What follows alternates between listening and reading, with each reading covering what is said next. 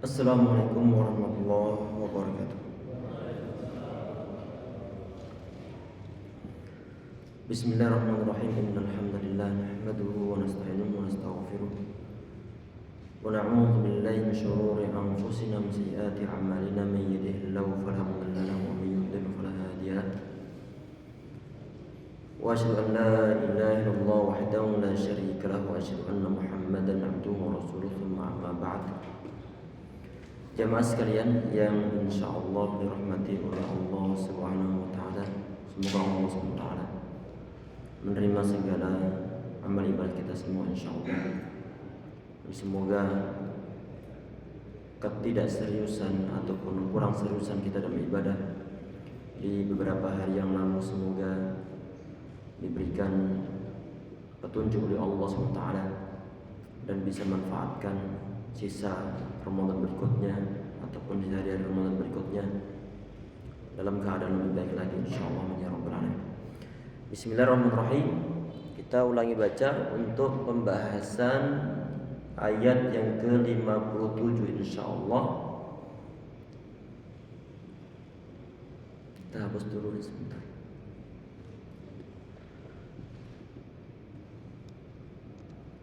Nanti kita bahas ini mulai dari kata fatuhu. Kita mulai baca insyaallah lagi.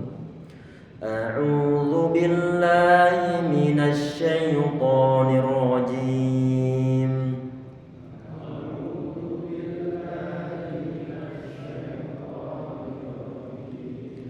Bismillahirrahmanirrahim.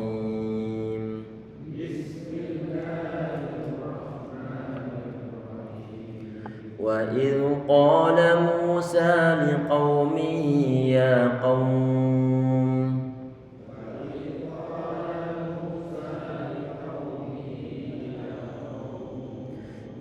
قوم إنكم ظلمتم أنفسكم باتخاذكم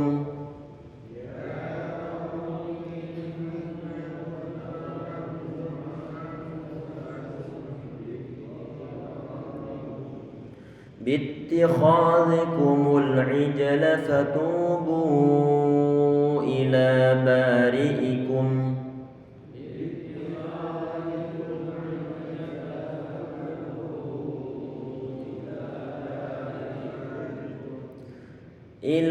بارئكم فاقتلوا أنفسكم ذلكم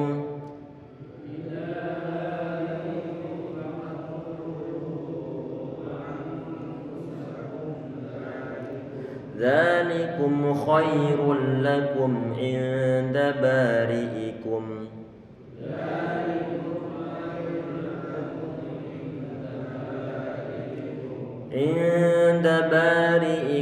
فتاب عليكم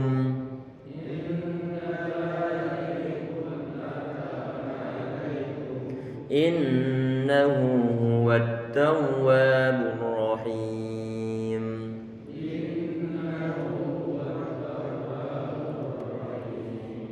Bismillah, kita urai insyaallah per huruf.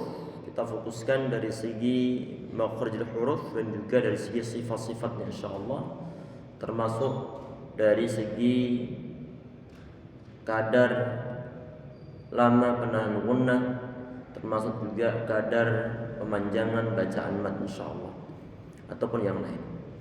Bismillah, kita bahas dari kata fatubu ila bari'ikum. Kemarin di titik yang terakhir yang pembahasan sudah kita sempat singgung sedikit, itu adalah keberadaan wawu yang ada pada kata tubu ataupun berada di akhir kata tubu.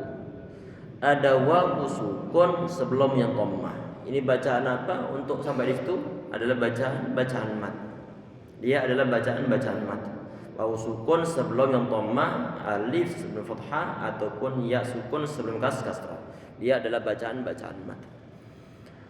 Di saat dibilang mat, maka nanti biasanya kita langsung mengartikan untuk sementara waktu adalah matnya adalah mat tabi'i, yaitu sekedar menggandakan suara harokat-harokatnya. ataupun suara vokalnya. Dibuatkan. Itu dengan catatan kalau setelahnya tidak ada hamzah ataupun setelahnya tidak ada sukun dalam satu kata. Kalau setelahnya berupa hamzah sebagaimana kata tubuh, maka tentunya dia bukan bacaan mad tabi'i, tetapi adalah bacaan mad munfasil. Kenapa disebut munfasil? Karena terpisah. Yang terpisah apa? Mad tersebut terpisah dengan hamzah di awal kata berikutnya. Kata fatubu diakhiri oleh huruf wawu. Berarti wawu berada di akhir kata yang pertama, sedangkan hamzah berada di awal kata berikutnya, sehingga disebut sebagai munfasil. Secara hukumnya bagaimana? Secara hukumnya adalah jaiz. Jaiz boleh apa? Boleh dibaca 2 harokat, 4 ataupun 5 harokat. Tapi untuk latihan kita baca yang panjang. Fatubu ila bari'ikum.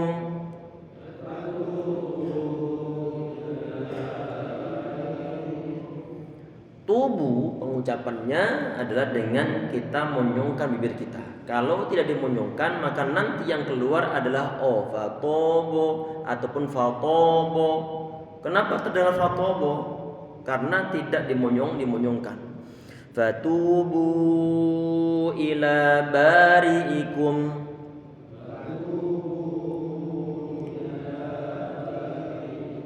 I dikasrohkan, kemudian la dia lamnya difathahkan, tentunya dia tipis sehingga kita baca la bukan lo tapi la. Dan kita perhatikan di situ ada huruf yang datang setelah huruf lam.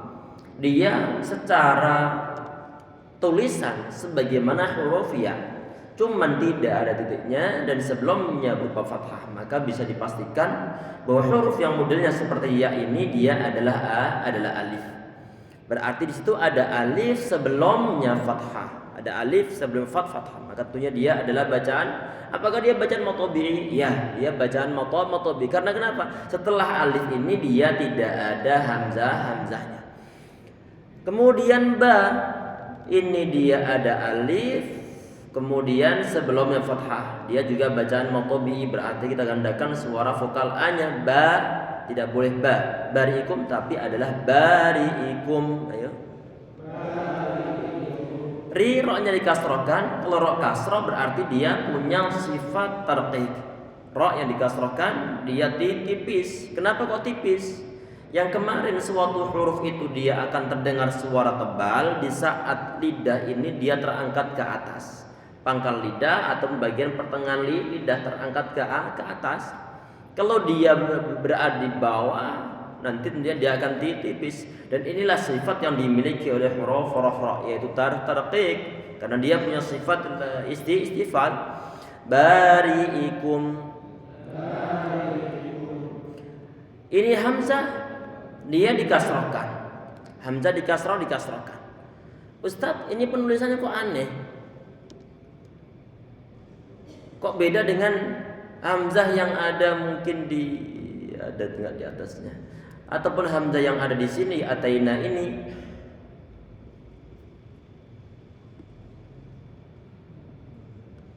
Ini hamzahnya tulisannya berbeda begitu, dan juga mungkin sebentar hamzah dengan yang di sini juga berbeda tuh, yang nu'minu. Beda dari segi apa? Kepalanya sama, cuman yang mendukung tempat tatakannya itu berbeda. Ini nggak berpengaruh terhadap suatu suara, tetapi ini adalah berkaitan tentang masalah ilmu imla, tata cara penulisan. Dalam hal bagaimanakah cara menuliskan suatu hamzah. Kalau seandainya hamzah dia itu berharokat, sebelumnya berupa kasroh, maka penulisannya biasanya nanti adalah dia disambung ataupun dia diberikan suatu penjembatan ataupun suatu penghubung yang berupa seakan-akan ada huruf seperti huruf ya.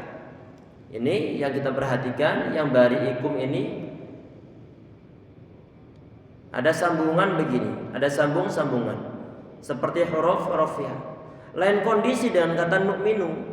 Hamzah dia sukun, sebelumnya dia berupa dhammah. maka nanti hamzahnya penulisannya perlu disunggi. Tahu disunggi? Sunggi itu bahasa Jawa artinya ditaruh di atas kepala, apa namanya? Dijunjung? Iya, dijunjung di atas kepala huruf wawu. Jelas ya? Ini dari segi penulisan saja, dari segi penulisan ya, pengaruh terhadap suara huruf hamzah itu sendiri. Bari'ikum. Ini huruf kaf dia didommahkan. Banyak pengucapan dengan kita menyungkan bibir kita. Kum bari'ikum. Huruf mim dia disukunkan, tentunya mim kalau sukun maka tidak ada peran dari kedua bibir untuk dimonyongkan, sehingga perlu dipastikan di saat mengucapkan mim yang disukunkan maka bibir jangan dimonyongkan. Bari'ikum. Coba perhatikan, kita ucapkan satu huruf. Ku.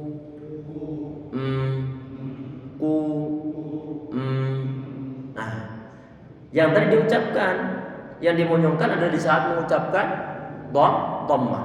Sedangkan di saat bibir kita masih monyong atau udah kembali lagi? Udah kembali lagi.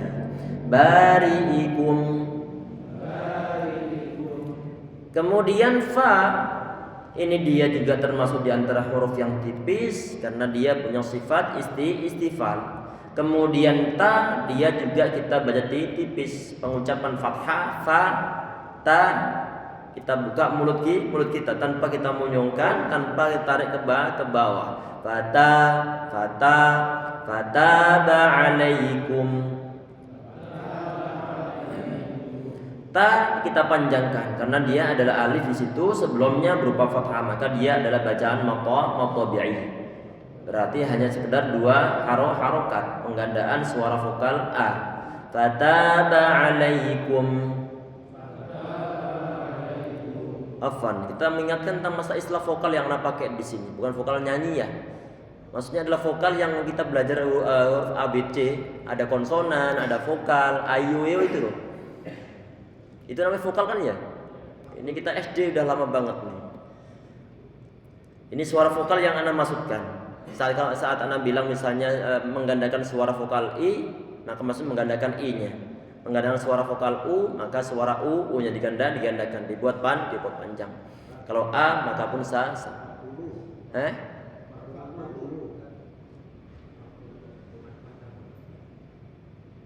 Oh, di atas. Masya Allah. Qadar ini sama, yang di atas sama yang di bawah sama. Masya Allah. Jazakumullahu khairan. Ini loncat ke bawah baris yang bawahnya ini. Kebetulan juga lurus antara bari'ikum yang bawah dengan yang atasnya. Jazakumullahu khairan. Seperti kata anfusakum kemarin. Ya tayyib. Ini bari'ikum sudah kita bahas. Nanti fataba sudah kita bahas, berarti nanti enggak usah dibahas lagi. Kita langsung kembali ke pembahasan yang di baris di atasnya. Iya, faktulu ini. Jazakumullahu khairan.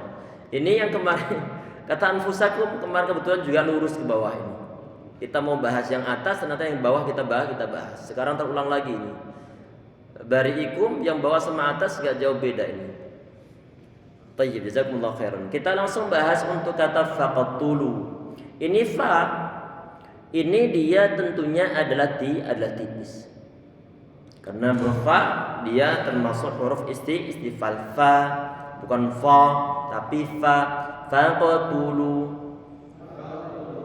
Kita perhatikan di sini, ini ada kode untuk cetakan Quran Madinah, yaitu huruf yang datang setelah huruf fa ini ada huruf alif, di atasnya ada kepala shad ini. Ini singkatan wasal atau sil ma qara'ta. Wasal artinya adalah ini hamzahnya berarti adalah hamzah wasal. Kalau dia berada di pertengahan bacaan, maka harokatnya jangan diikutkan. Ini secara teori ini, berhubung di sini nggak kelihatan harokatnya. Nanti insyaallah saat ketemu hamzah yang lain yang dia adalah hamzah wasal dan berada di awal kata, maka nanti akan kita terangkan tentang pembacaannya. Ini faqtulu huruf qaf, dia termasuk di antara huruf yang kemarin terkumpul dalam lafaz khuss atau tingkil. Berarti dia ada tujuh huruf ini yang di atas ini, khuss atau tingkil ini. Kha, Shad, Dad, Ghain, Ta sama Qaf sama Ta. Ada huruf Qaf di sini. Berarti huruf Qaf dia termasuk huruf yang punya sifat isti'la. Pangkal lidah dia terangkat ke atas sehingga nanti perlu untuk dibaca tebal. Faqo, ayo. Faqatulu. Kita berikan qalqalah pada huruf qafnya. Faqatulu. Faqatulu anfusakum.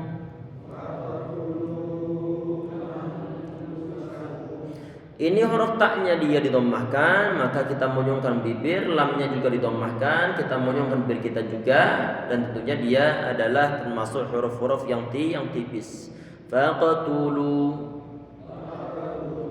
Ada wawu sukun, mana wawu sukun? Itu wawu di atasnya nggak ada dhammah, nggak ada fathah, kasrohnya bawah wawu juga nggak ada kasroh, kasrohnya berarti wawu dalam kondisi sukun. Ada wawu sukun sebelumnya dia dhammah, berarti dia bacaan mad. Apakah dia bacaan matobi? Tidak, karena setelahnya ada huruf hamzah. Hamzah berada di awal kata berikutnya. Hamzah dia berada di awal kata berikutnya. Berarti pembacaannya adalah sebagaimana tadi itu kata fatubu ila bariikum, yaitu bacaan mad jaiz munfasil ataupun mad munfasil jaiz. Ini alifnya untuk apa? Kemarin ini yang di poin terakhir di pembahasan kita terakhir kemarin, alif yang ada pada huruf yang sebelum hamzah ini alifnya secara bunyi dia nggak berpengaruh sama sekali, yaitu alif yang berada di antara hamzah dan juga huruf wawu ini. Jadi alifnya ini dia tidak ada pengaruh terhadap suara bunyi ataupun tidak berpengaruh terhadap pemanjangan suara vokal, pemanjangan suara bacaan.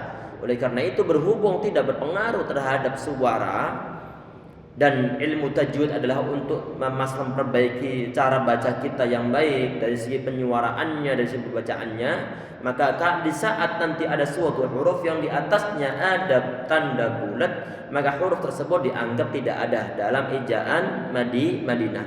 Untuk ejaan Quran yang sebagian ejaan yang dipakai di sini itu justru yang di atasnya tidak ada kode apa-apa, dianggap hurufnya tidak ada.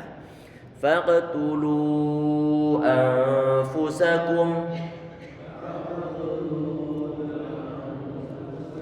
Anfusakum sudah kita bahas di pertemuan sebelumnya kemarin dengan cara untuk huruf nun sukun bertemu dengan huruf fa, maka dia adalah bacaan ikhfa dan ada dengungan di sana. Di saat kita itu menahan suara dengungan pada huruf nun yang ada pada kata anfusakum, kita sudah berusaha mendekati tempat keluarnya huruf yang datang setelah huruf nun, yaitu huruf fa.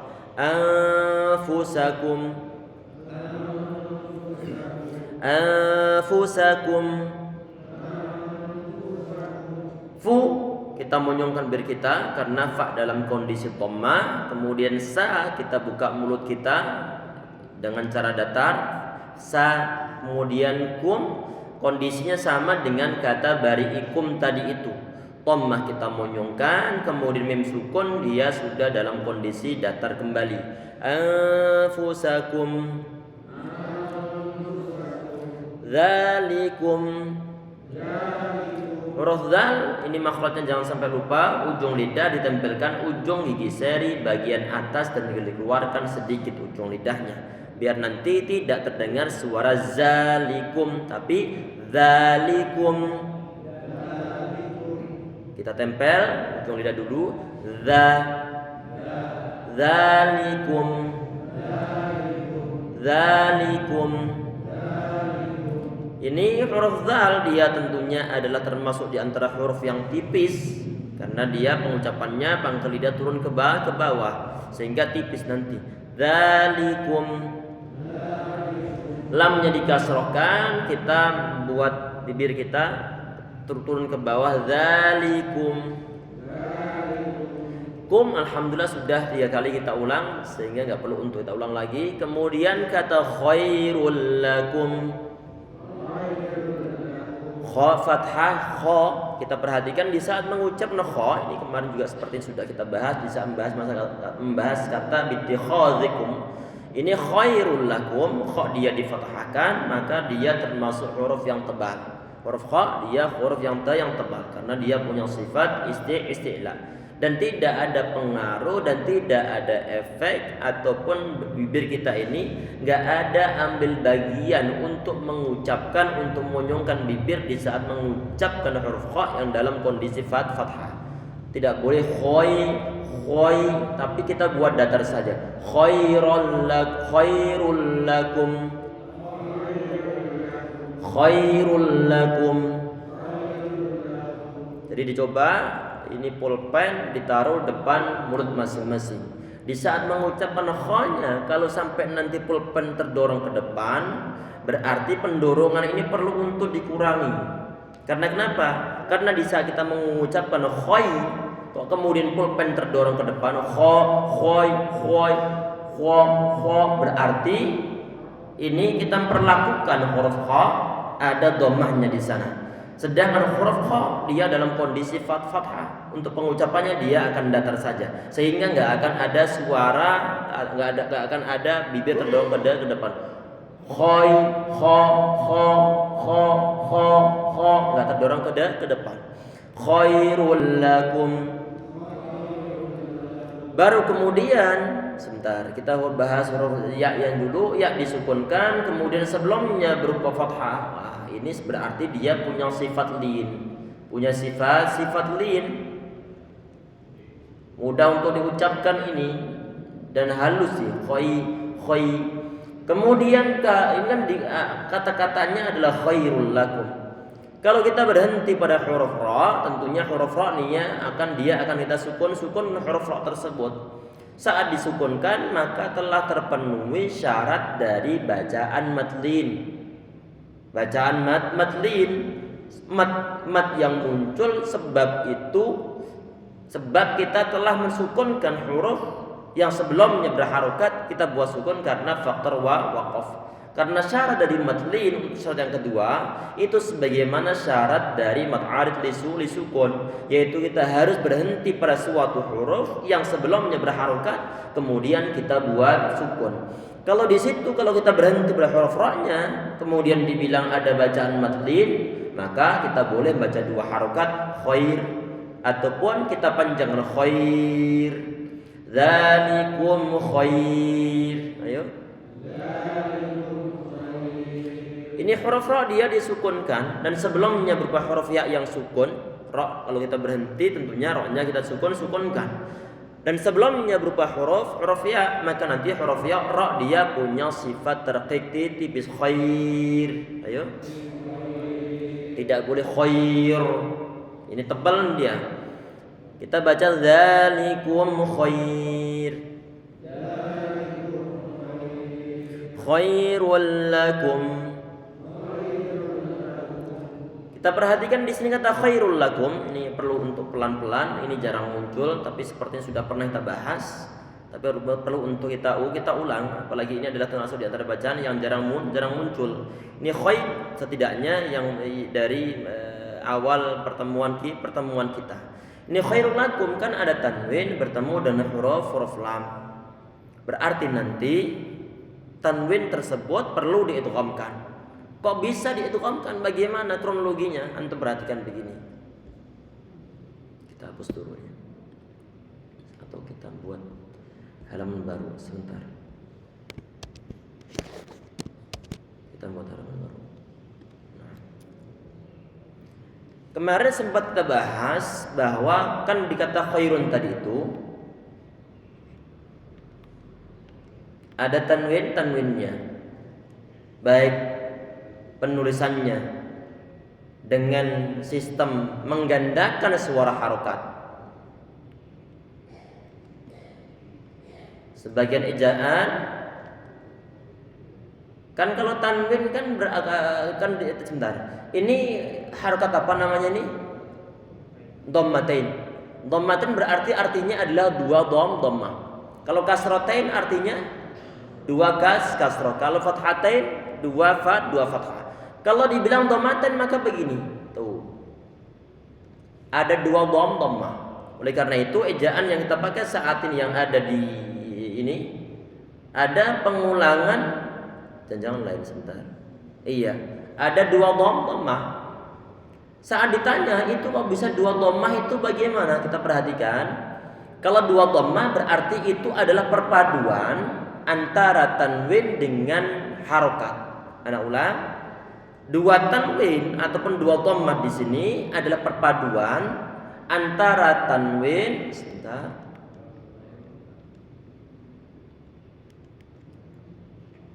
antara tanwin dipadukan dengan harokat.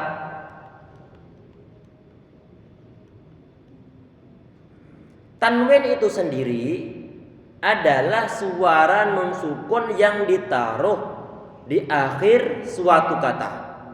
Sehingga ini kata khairun, kita turunkan ke bawah. Dhammah kita tetapkan. Sedangkan dhammah yang kedua tadi sebagai apa? Pengganti dari nun sukun. Kita tuliskan bentuk nun begini. Disukunkan. Pertanyaan ana, kata khairun yang dituliskan dengan dhammatain dengan dua dhammah dengan yang khairun dengan penulisannya adalah ditambah dengan nun sukun. Dari segi suara sama atau beda? Sama. Berhubung antara tanwin dengan nun sukun itu dari segi suara sama, maka dalam ilmu tajwid bab nun sukun sama tanwin dijadikan sebagai satu bab. Karena kenapa? Karena memang hakikatnya sama. Karena memang efek yang ditimbulkan itu sama. Tayyib. Kita kupas dari kata khairun yang dalam penulisan huruf nun. Karena tanwin nggak bisa dimasukkan. Karena beda jenis antara huruf dengan harokat. Sehingga nun sukun ini nanti yang bisa untuk dimasukkan dalam huruf lamnya. Tayyib. Kita perhatikan. Ini kita khairun kita tulis di sini dulu.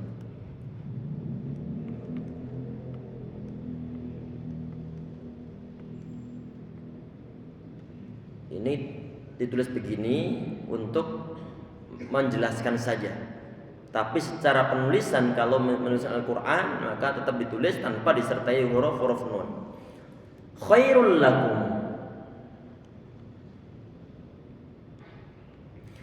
Huruf nun, bahasan kita huruf nunnya ya. Huruf nun dia bersebelahan dengan huruf apa? Huruf lam. Huruf nun kalau seandainya dia itu bersebelahan dengan suatu huruf yang dekat makhrajnya, itu sama nanti huruf nun patut untuk diidghamkan, dimasukkan dalam huruf setelahnya. Apalagi nun sama lam ini menurut sebagian di antara ulama mereka itu adalah satu makhraj, tempat keluar, satu tempat keluar, ujung lidah ditempel ke bagian atas. Maka kalau seandainya mereka bersebelahan, huruf pertama yang berupa huruf nun sukun, kedua bertemu dengan huruf yang lam yang dalam keadaan berharokat, maka huruf nun ini dia perlu untuk diidghamkan, dimasukkan dalam huruf lam, sehingga menjadi satu huruf yang bertasydid. Mana yang bertasydid? Adanya tasydid yang ada di atas huruf lam ini adalah hasil dari pengidghaman nun sukun yang dilebur dalam huruf lam. Sebagaimana yang sering kita sampaikan, ini ada pulpen dimasukkan dalam saku ini, dalam saku. Apakah di sini ada pulpennya? Secara lahiriahnya tidak ada, cuma dalamnya ada. Ini huruf lam yang bertasydid, secara lahiriahnya dia nggak ada nun, cuma aslinya dia itu hasil dari pengidghaman suara huruf nun. Tayyib. Huruf nun yang kemarin kita sampaikan juga bahwa dia itu punya dua tempat keluar. Tempat makhraj atau tempat keluar. Ada di bagian lidah yang pertama naninu. Yang terdengar suara naninu ini adalah diambil peran oleh nun huruf lidah kita, ujung lidah ditempelkan bagian atasnya. Itu satu sisi. Di sisi yang lainnya, huruf nun ataupun mim dia punya sifat gunnah ataupun dengungan. Muncul di mana kemarin? Di bagian hidung kita. Tayyib, sebentar. Ini huruf nun ataupun mim, apapun dia kondisinya, dia punya dua makhraj. Untuk nun ini dia ada yang disebut makhraj lisani, artinya bagian lisan. Berarti ujung lidah ditempelkan ke gusi bagian atas. Ada yang berupa khayshumi. Khayshumi itu yang bagian mana? Ini yang bagian keluar dari hidung ini, yang berupa sifat gunnah.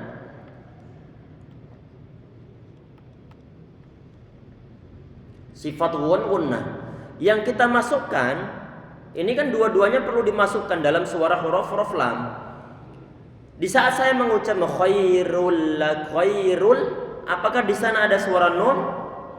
Tidak ada suara nun. Berarti sifat ataupun berarti makhraj yang berupa lisani telah kita masukkan ini. Telah kita masukkan dalam huruf nun. Tinggal sisa berupa makhraj ataupun bagian hunahnya. Di saat kita mengatakan khairul lakum dari hidung kita nggak ada getaran, maka kita telah benar dalam ataupun telah mendapatkan pengidghaman pada bagian hidungnya. Sehingga ini di saat bagian gunnah ini juga diidghamkan, sehingga tidak terdengar suara gunnah dan hidung juga nggak bergetar. Oleh karena itu untuk bacaan idgham bila gunnah, untuk bacaan idgham semacam ini disebut sebagai idgham bila gunnah. Artinya idgham yang tanpa disertai dengan dengungan. Kenapa kok nggak disertai dengan dengungan? Karena bagian hidung ini pun telah dimasukkan. Bagian makhraj bagian hidung telah dimasukkan. Berarti pemasukan nun atau pengidghaman nun dimasukkan dalam huruf lam itu diidghamkan secara sempurna. Bagian lidah telah diidghamkan, bagian hidung juga telah diidghamkan. Oleh karena itu istilah ulama tajwid untuk istilah idgham bila gunnah atau idgham bi ghairi gunnah atau biduni gunnah ini disebut sebagai idgham kamil. Idgham kamil artinya idgham yang sempurna. Kenapa sempurna? Karena dua bagian makhraj ini telah dimasukkan semuanya. Telah dimasukkan bagian semuanya. Lain nanti dengan idgham bi gunnah yang dimasukkan cuman bagian lidah sedangkan hidungnya enggak. Sehingga bisa membaca idgham bi gunnah, huruf nunnya enggak akan terdengar suara. Tetapi untuk gunnahnya yang berupa dengungan di hidung itu masih ada.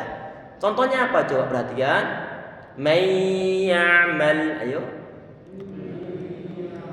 May ya'mal. Nun sukun bertemu dengan huruf ya. Nah, ini berarti idgham bi gunnah, idgham yang disertai dengan dengungan. Idgham yang bi gunnah ini disebut idgham naqis. Idgham yang kurang. Kenapa kok kurang? Karena yang diidghamkan cuma bagian lidah sedangkan hidung enggak. Masih tersisa bagian hidung yaitu bagian gunnahnya. Sehingga masih ada getaran di sini. Perlu dipastikan bisa membaca idgham bi gunnah, hidung ini terdengar masih ada getar. May, ayo. Sambil antum pegang hidung antum. May ditahan yang lama dari segi penahanan suara gunnah karena idgham termasuk idgham sempurna. May ya'mal. Nah, pastikan bahwa hidung kita bergetar di saat membaca idgham bi gunnah. Sedangkan untuk idgham bila gunnah jangan sampai ada getaran di hidung kita. Apa tadi? Khairul. Coba. Khairul lakum. Nah, baik. Kemudianlah tadi sudah ada bahasan di belum dibahas tadi. Nah, ini khairul lakum. Inilah dia tipis. Ilah tadi sudah yang di bagian kata ilah. La dia tipis kum sudah berkali-kali kita bahas. Kemudian untuk lafaz indah ini ada nun sukun kan? Sebentar kita hapus. Kata indah rabbikum ini ain dikasrohkan, dia tentunya tipis. Kemudian nun dia sukun bertemu dengan huruf dal, dia bacaan ikhfa.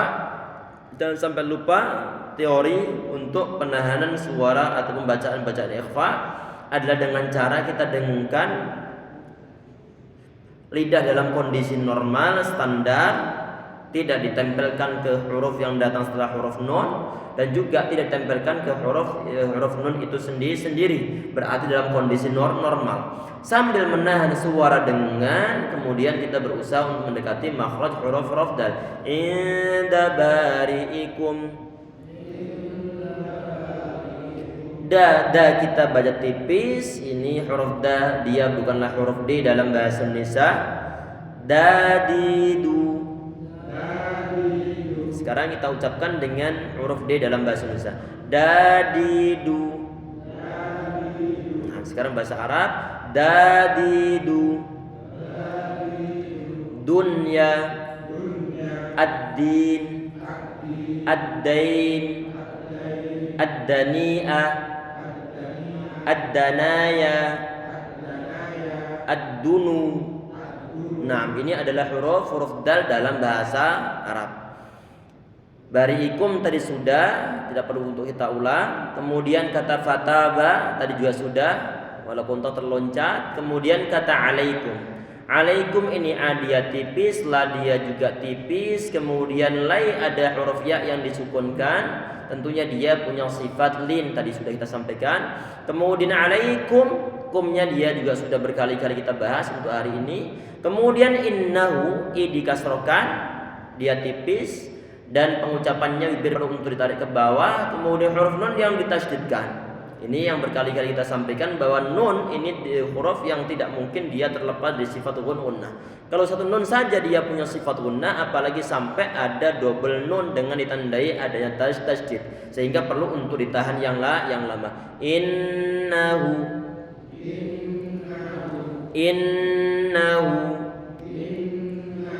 Innahu huwat tawwabur rahim.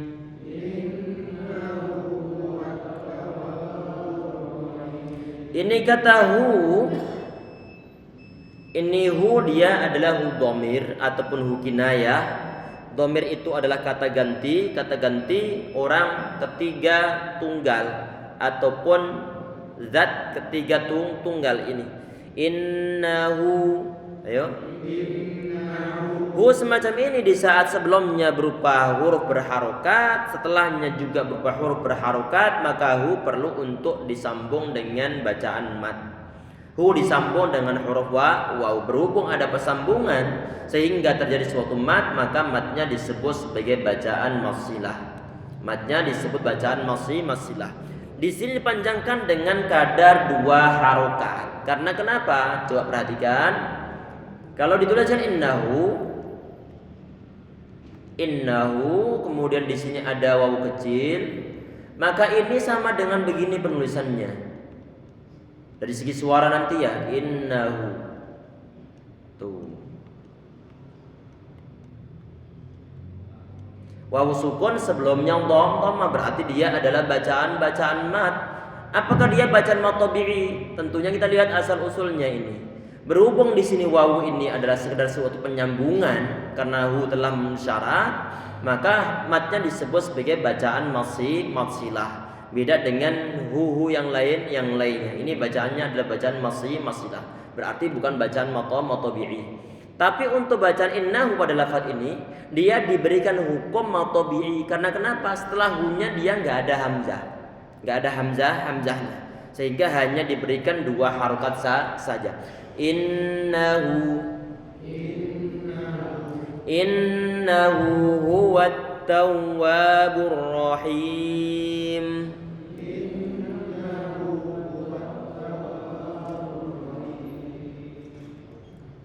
Kemudian hu, ini hu dia didhammahkan, maka bibir kita monyongkan. Innahu, kalau misalnya kita membaca dari awal ayat ini tanpa kita berhenti pada tanda-tanda waqafnya. Di saat mau berakhir pada akhir ayat, nafas gak cukup tapi terhenti pada kata ini, innahuwa. Maka bagaimana cara waqafnya? Adalah kita mensukunkan huruf wawu. Disukunkan huruf wawu sehingga wawu menjadi sukun sebelumnya berupa dhammah. Berarti dia bacaan mat. Kita baca begini, innahu, ayo. Innahu innahu hu. Kalau misalnya lafadznya adalah hiya hatta matla'il fajr misalnya, maka menjadi hi. Ayo. Hi. Salamun hi. Salamun hiya. Berarti nanti perlu untuk disukunkan menjadi hi. Ini beda dengan yang innahu hu. Innahu huwat tawwabur rahim.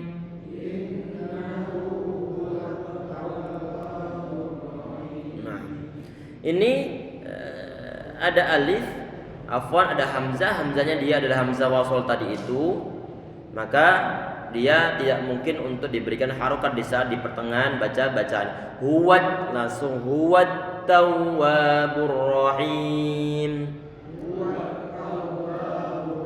Kalau misalnya kita mulai bacaan dari at-tawwabur rahim, maka hamzahnya tersebut yang seperti huruf alif maka perlu untuk diberi harokat fathah.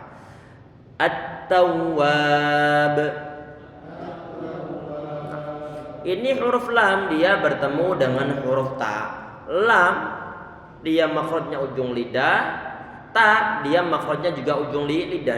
Mereka berdua ini adalah berdekatan makhrajnya, cuman lain sifat-sifatnya. Sama makhraj, cuma lain sifat. Ini dimasukkan dalam kategori idgham mutaqaribain. Idgham mutaqaribain karena dekat makhrajnya. Ada sebagian di antara ulama masuk dalam kategori idgham mutajanisain. Lam ini perlu untuk diidghamkan pada huruf ta'nya. At-tawwab. Yang termasuk idgham syamsiyah yang mutaqaribain ini. Kemudian at-tawwab tidak kita baca al-tawwab. Ini kalau dibahas dari segi lam ta'rifnya. At-tawwab. Ini wawunya bertasydid. Taw. Saat terdengar taw, apakah memang perlu untuk dimonyongkan? Iya. Karena di sana dua huruf wawu, pertama sukun, kedua berharokat. Mana kedua huruf wawu? Karena di sana ada tasydid. Asal usulnya wawu pertama sukun, kedua berharokat. Kalau wawunya sukun maka perlu untuk dimonyongkan bir kita. Atau ayo. Atau wab. Atau wab. Innahu huwat tawwabur rahim.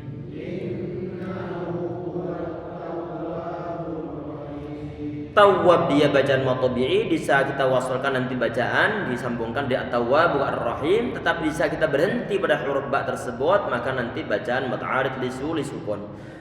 Kita sukunkan huruf ba at-tawwab, maka jangan sampai lupa kalau ba dia dalam kondisi sukun maka perlu ada qalqalah. Innahu huwat tawwab.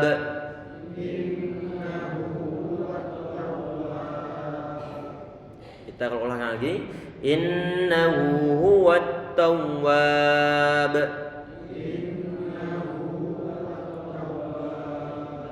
Innahu huwat tawwabur rahim.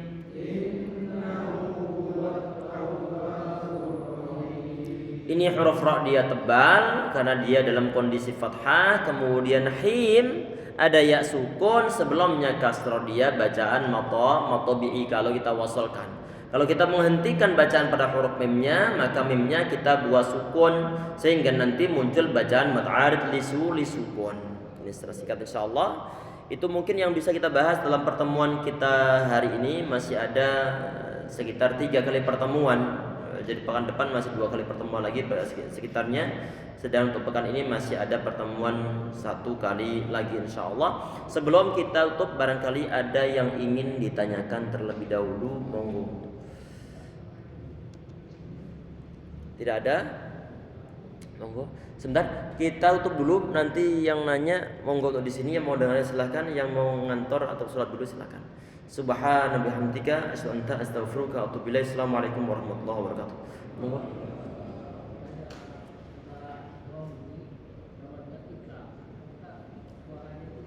Iya, perhatikan. Pertanyaannya adalah apakah anta idgham mimi sama iqlab itu sama iqlab ataupun ikhfa syafawi. Thayyib.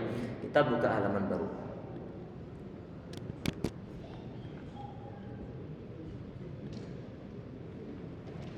Ini misalnya untuk idgham mimi kita mencontohkan lakum ma kasabtum. Lakum ma kasabtum.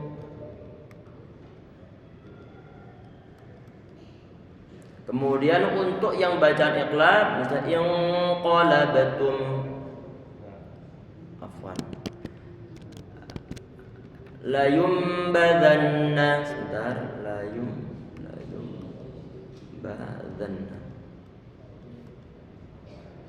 La yumbadanna.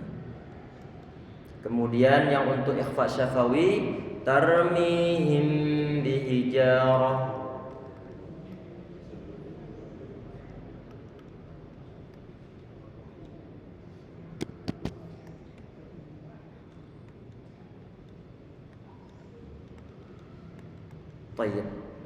Yang pertama, nanti dari segi suara sama-sama ada gunnah. Baik yang untuk idgham mimi ini ada gunnah. Gunnahnya ini akmalu matakun nanti masuknya. Akmalu matakun. Akmalu matakun gunnah yang paling sempurna. Karena akan timbul dua huruf mim lakum ma. Jelas ya? Secara gunnahnya dia menempati level yang pertama. Sedangkan untuk ikhfa syafawi ini yang termihim bihijarah sama layum badanna ini menempati level yang kedua. Gunnahnya disebut gunnah kamilah. Sebentar. Ini gunnah kamilah, gunnah yang sempurna. Yang tadi itu yang pertama yang paling sempurna, sedangkan yang kedua di sini adalah gunnah kamilah. Gunnah sempurna. Tapi mereka menempati level yang kedua. Thayyib. Ini dari segi hukum bacaannya. Sama-sama gunnah, cuma levelnya beda. Sekarang kita perhatikan dari segi cara pengucapan. Di sini ini cara pengucapan untuk bacaan gunnah. Itu satu gerakan bisa mengucapkan dua huruf. Bagaimana? Di saat saya mengucapkan lakum langsung disambung. Lakumma. Jelas? Ini beda dengan layum badanna. Ini memang nanti ada unsur keserupaan sedikit, cuma beda. Karena untuk bacaan iqlab ataupun ikhfa itu pertengahan antara izhar sama idgham. Sehingga akan ada sedikit perbedaan layumba. Ada apalagi nanti sangat kelihatan di saat misalnya ada bacaan izhar. Nanti akan ada timbul dua kali pengucapan. Misalnya apa?